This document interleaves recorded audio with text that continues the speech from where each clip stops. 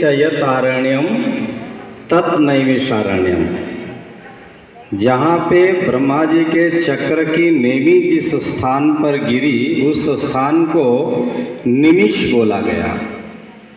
और निमिष बोलते हैं ये पलक को, ये जो आँख की जो पुतली है ना, इसको निमिष बोलते हैं। और ये 21 बार झपे और खुले इतने समय में जिसको आत्म शांति मिल जाए, आत्मज्ञान हो जाए और जिसका जो मनोरथ है वो मनोरथ उसका पूर्ण हो जाए, वो स्थली का नाम नैमिषारण्य है। इसी नैमिषारण्य क्षेत्र में सम्राट मनु और रानी शत्रुपा ने 23,000 वर्ष तक अखंड तपस्या किया था। और ये एक ऐसी भूमि रही है जिससे आत्म कल्याण और देव कल्याण दोनों होते हैं। ये बहुत पावरफुल प्लेस है। यहाँ पे जितने कदम आप सब लोग पैदल चल रहे हैं, इतने गौदान के लाभ प्रति कदम पे ये लोगों को प्राप्त होते हैं। इसी नैमिषारण्य की पावन भूमि पर शौनकादिक 88,000 ऋषि, 33 कोटि देवता, 3.5 करोड़ तीर्थ ये भूमि पे वास है। पृथिव्यानि यानि तीर्थानि तानि सर्वाणि नैमिषे। पृथ्वी के जितने भी देवता हैं वो सब ये भूमि पे आए हैं। इसी भूमि पर सत्यनारायण की व्रत कथा, भागवत कथा, 4 वेद, 6 शास्त्र, वेदों की रचना इस भूमि पर हुई। महर्षि वेदव्यास भगवान के प्रमुख 4 शिष्य हुए, जैमिनी, अंगिरा, वैशंपायन और पैल। ये चारों ऋषियों को ऋग्वेद, यजुर्वेद, सामवेद और अथर्ववेद एक एक वेद का उपदेश इसी भूमि पर प्रदान किया। इसी भूमि पर श्री सूत और शुकदेव दोनों को भागवत कथा का दिव्य ज्ञान प्रदान कराया। सबसे पहले भागवत कथा इसी भूमि पर शौनकादिक ऋषि मुनियों को श्रवण कराई गई है। आप सब परम भाग्यशाली हैं जो इस भूमि पर पधारे हैं। सम्राट मनु और रानी शत्रुपा ने इसी भूमि पर आकर के जब तपस्या किया तो उनके 2 पुत्र थे, प्रियव्रत और उत्तानपाद, और 3 कन्याएं थीं, आकुति, देवहूति और प्रसूति। पर जब उनका चौथापन आया तो सोचा कि कहाँ जाएं तपस्या करने के लिए। तो उस समय ये नैमिषारण्य नाम था। तो यहीं पर आकर के उन्होंने तपस्या किया। तो उनकी तपस्या को देख करके ब्रह्मा, विष्णु, महेश ये एक बार एक भूमि पर नहीं आए। गोस्वामी जी ने लिखा, विधि हरि हर तप देखी अपारा, मनु समीप आए बहुबारा। लिख नहीं पाए कि कितने बार आए। और जब आए और दर्शन दिया तो मनु महाराज नेत्र को बंद करके ओम नमो भगवते वासुदेवाय मंत्र का जप करते रहते थे। कई बार जब यहाँ पर आए और दर्शन दिया फिर भी नेत्र नहीं खुले तो तीनों मिलकर के एक स्वरूप हुआ। भगत वत्सल प्रभु कृपा निधाना, विश्ववास प्रगटे भगवाना। विश्ववास भगवान शंख, चक्र, गदा और पद्म धारण होकर के जब इसी भूमि पर वो स्वरूप दर्शन दिया तो जो स्वरूप मनु महाराज हृदय में स्थापित किए, वो स्वरूप का चिंतन करते थे, वो स्वरूप अंदर से गायब हो गया।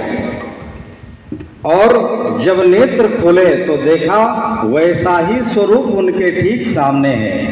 नील सरोरोह नील मणि, नील नील घनश्याम, लाजव तन शोभा निरखी, कोटि कोटि शतका। ऐसे स्वरूप को देख करके मनु महाराज गदगद हो गए। भगवान ने कहा कि राजन कुछ वरदान मांग लो। तो मनु महाराज ने कहा कि मेरे अंदर एक इच्छा थी कि आपके चरणों का दर्शन हो जावे, तो सो तो हो गया। अब आपकी कृपा से मेरे यहाँ तो सब कुछ है। 2 पुत्र हैं, प्रियव्रत और उत्तानपाद। जो प्रियव्रत है वो 7 लोकों का राजा है, और जो उत्तानपाद है ये 7 द्वीपों का राजा है। आपकी कृपा से 3 कन्याएं हैं मेरे यहाँ, आकृति, देवहूति और प्रसूति। फिर भी मन के अंदर एक इच्छा थी कि आपके चरणों का दर्शन हो जाए। तो आज मेरी तपस्या पूर्ण हुई और आपका दर्शन हुआ। तो भगवान ने कहा कि आपने जो तपस्या किया तो मेरा दर्शन पाया, और मैं जहां जाता हूं तो कुछ ना कुछ देकर जरूर आता हूं। तो आप जो चाहो कुछ मांग लो। तो उन्होंने कहा कि हमको कुछ इच्छा तो नहीं है, पर अगर आप कुछ देना चाहते हो तो पहले मेरे को वचन दो, जिससे मैं जो मांगू वो हमको मिल जाए। तो जब वचन की बात आई तो भगवान ने कहा कि संसार के जितने व्यक्ति हैं ये सब झूठ बोलते हैं, पर परमात्मा कभी झूठ नहीं बोलता। अगर एक बार वो झूठ बोल भी दे तो वो भी सत्य हो जाता है। और आप चाहते हो कि मैं वचन दूं? चलो, जो आपके लिए मैं वचन देता हूं। ये वही भूमि है जहां पर परब्रह्म परमात्मा ने वचन दिया, पूर्व हूं मैं अविलास तुम्हारा, सत्य सत्य प्रण सत्य हमारा। 3 बार वचन दिया और कहा कि राजन, जो आपको चाहिए आप मांग लो, मैं आपको देता हूं। तो उस समय मनु महाराज ने कहा कि दान शिरोमणि कृपा निधि, नाथ कहो सतिभाव, चाहो तुम ही समान सुत, प्रभूषण कौन दुराव। कि हमें आपके जैसा पुत्र चाहिए। तो भगवान ने कह दिया, एवं मस्तु करुणा निधि बोले, कह दिया जी जाओ, हम आपको वरदान देते हैं। इतना कहकर वैकुंठ चलने की तैयारी करने लगे। तो मनु महाराज ने दोनों हाथ जोड़े और कहा, भगवान आपने जो एवमस्तु कह दिया वो मेरा पुत्र कहाँ है जो मैंने मांगा? कब मिलेगा, कैसे मिलेगा, ये तो आपने बताया ही नहीं। तब भगवान ने कहा कि राजन, मैं तो तुम्हारी तपस्या में इतना पागल हो गया था कि विचारना ही भूल गया। मैंने तो जाना कि आपने पुत्र की याचना किया है, सो मैंने कह दिया एवमस्तु। पर आपने तो कहा है कि आपको मेरे जैसा पुत्र चाहिए, और मेरे जैसा इस संसार में कोई पुत्र नहीं है। मैं कहां से ला कर दे दूं? अचानक दृष्टि भगवान की मैया शतरूपा पे पड़ी। तो वो भी मैया तपस्या कर रही थी। तो भगवान ने जाकर मैया से प्रार्थना किया और कहा, मैया आप भी कुछ वरदान मांग लो। तो वहां भगवान कैसे जाते हैं? शतरूप ही बिलो की कर जोरे, हाथ जोड़ करके गए। तो शतरूपा जी ने कहा कि राजन, मैं जिनकी वजह से यहाँ पे आई हूँ, आप पहले राजा के पास जाइए, क्योंकि मैं उनकी वजह से मैं यहाँ पर तपस्या करने के लिए आई हूँ।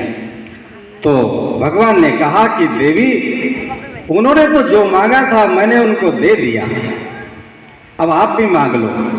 तो मैया ने कहा, क्या उन्होंने मुझसे बिना पूछे ही वरदान मांग लिया?